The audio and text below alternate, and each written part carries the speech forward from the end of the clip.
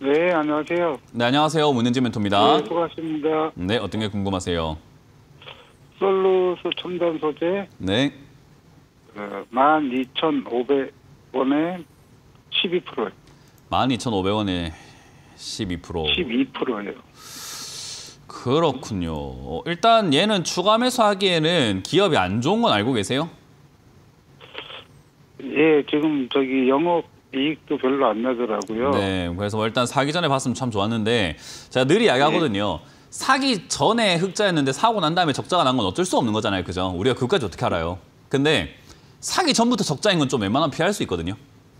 예. 그냥 이거는 그렇게 했으면 좀 좋지 않았나라는 좀 아쉬움이 남네요. 이거는 이제 뭐 우리가 흔히 말하는 반도체부터 해서 OLED부터 해서 2차 전지까지 여기저기 이렇게 냄새가 좀 많이 묻어 있다 보니까 아마 테마주로 접근하셨고 테마주 중에서 좀 이렇게 많이 못 가다 보니까는 또 아래쪽에 와 있으니까 싸다 싶어 사신 것 같은데 우리가 이제 저가 매매라고 표현을 해요. 이런 매매를요. 제가 항상 좋아하는 매매가 밑에 내려와 있는 종목을 사서 올라갈 때 수익 내라라고 많이 말씀드리거든요. 이런 걸 이제 저가 매매라고 하는데요.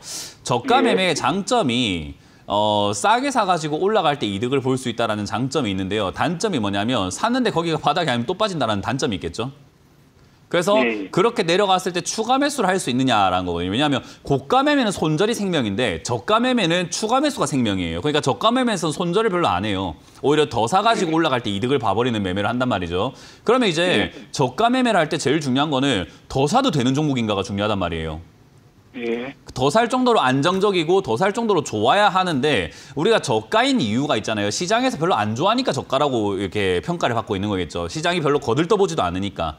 그러면 거들떠보지 않는 이유가 있어요. 그래서 이제 저가 매매의 가장 큰 단점이 뭐냐면 초보자들이 했을 때 심각하게 무너질 수 있거나 심각하게 다치는 이유가 싸다고 아무거나 사가지고 싼 게 비지떡이 돼버리는 경우가 있어요. 그러니까 싸니까 사봐야지라고 했다가 그게 진짜 시장에서 옥석이어서 옥석인데 싼 게 아니라 그냥 쌀만하니까 싼 거예요. 예. 근데 이제 이 종목은 후자 쪽에 가까운 종목인 거죠. 냄새도 2차 전지 테마다 제대로 안 묻어가지고 제대로 못 가고 반도체도 제대로 못 가고 제대로 못 가고 제대로 아무런 테마도 엮이지도 못하는 상태인데다가 기업까지 엉망진창인 재무제표가 기업도 영업이익이 엉망진창인 상태다라는 거죠. 그러니까 이런 기업을 우리가 좋은 기업이라고 표현하기는 좀 힘들죠. 그리고 이거는 싸다라고 해서 살만한 기업이 아니라 싸더라도 눈을 돌려야 되는 기업인 거죠. 그러니까 이런 거를 우리가 구별을 못하다 보니까 제가 방송에서 항상 이야기하는 거지만 또 오프라인 강연에서도 이야기합니다. 싸다고 막 사면 돈 벌 것 같죠? 아닙니다. 싼 것도 실력이 있어야 옥석을 가린다라고 이야기를 많이 해요. 그러니까 이게 이제 잘못된 예시 중에 하나다라고 보시면 됩니다. 어쨌든 지금 이건 탈출이 좀 어려울 것 같아요. 이거는 당장을 이제 재무가 약간 힘들다 보니까 원래 이렇게 내가 매수한 가격보다 좀 더 아래쪽으로 밀려버려가지고 거의 뭐 반토막 수준까지 내려가 버리게 되면 추가 매수가 용이해서 아까 말한 것처럼 추가 매수해가지고 매수가를 낮춰서 올라갈 때 이득을 좀 크게 보는 것을 목표로 잡아야 되거든요. 근데 아쉽지만 얘는 추가 매수를 할 만한 정도로 기업이 좋지 않아서 더 사란 말을 할 수가 없어요. 무슨 뜻인지 아시죠? 근데 장기적으로 보면 어떨까요? 장기적으로 적전하는 기업을 가져가시겠다고요? 얘가 뭐 흑자로 전환될 거라는 믿음이 있으세요, 혹시? 예. 왜요? 그 캐나다에도 공장을 어디요? 짓고 있다고 캐나다에. 캐나다에 공장을 짓고 있고요. 그럼 제가 만약에 한국의 어디 부산에다가 공장 짓고 있으면 앞으로 부자 되는 겁니까?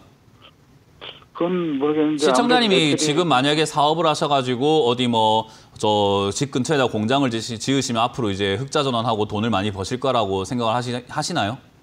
그럼 다 공장 짓죠. 그러니까 잘못된 믿음이라니까요, 그런 게. 공장을 짓는다고 돈을 버는 건 아니잖아요.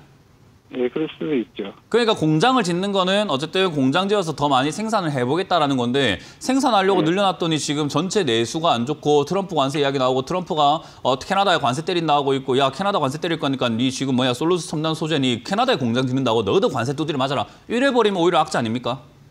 그렇게 되면서 미국 기업들이라든가 해외 기업들이 야 솔루스 첨단 소재 거 쓰면 관세 두드려 맞는데 쓰지 말자. 이래버리면 공장만 늘리고 오히려 돈은 못 버는. 그러니까 카페를 1호점, 2호점, 3호점 차렸는데 손님 없어가지고 막 쫄딱 망하는 거랑 다를 게 없잖아요. 그러면 공장을 짓는다고 해서 무조건 돈을 번다는 건 아닌데 만약에 저랑 논쟁을 하고 싶으시다면 마음대로 하셔도 상관없어요. 저는 그렇게 생각하지 않으니까요. 근데 네. 여기는 논쟁을 하자고 하는 것이 아니라 시청자님이 저한테 설득시켜가지고 이걸 더 사겠다고 하실 이유는 없어요. 하시겠다고 하면은 시청자님의 돈이고 시청자님의 인생이고 투자니까 제가 말릴 이유는 없는데 어쨌든 전문적인 지식과 전문가로서의 삶과 그리고 제가 지금까지 봤을 때 11년 동안 수많은 사람들 상담했을 때 이렇게 투자하셔가지고 잘 된 사람을 본 적이 없으니 말리는 겁니다. 지금은 좀 추가 매수 추가 안 하고 매수- 반등 나올 때 매도하고 치워버려라. 이런 기업은 장기로 투자하시면 안 된다. 옥석이 아니다. 지금 안 좋은 기업이다. 라는 이야기를 여러 번 하는데 믿고 싶지 않고 듣고 싶지 않으시겠죠. 아니 그래도 이거 돈 버는데 라고 믿고 싶은 거겠죠. 그런 거를. 근데 저는 그렇게 보지 않습니다. 그렇기 때문에 이럼에도 불구하고 제가 이렇게 이야기해드렸는데도 불구하고 제 말이 설득이 안 된다면 시청자님이 원하시는 대로 하는 게 맞죠. 예. 이해가 되셨나요? 네. 전 추가 매수 의견 안 드리고 반등 나오면 그냥 바로 본전 정리하시고 이 종목은 쳐다도 보지 말라는 전략을 드려봅니다. 예, 감사합니다. 네.